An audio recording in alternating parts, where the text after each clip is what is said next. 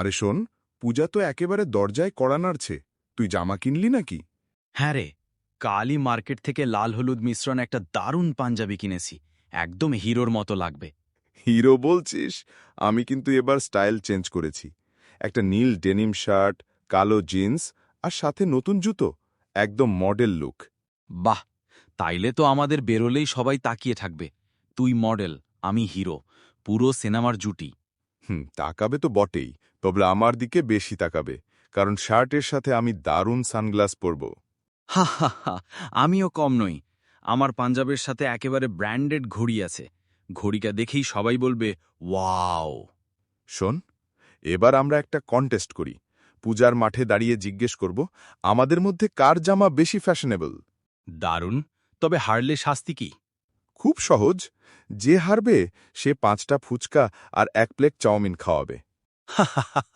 Challenge accepted. তবে সাবধান, ফুচকার বিলটা তোকে দিতে হবে মনে হচ্ছে। দেখা যাবে।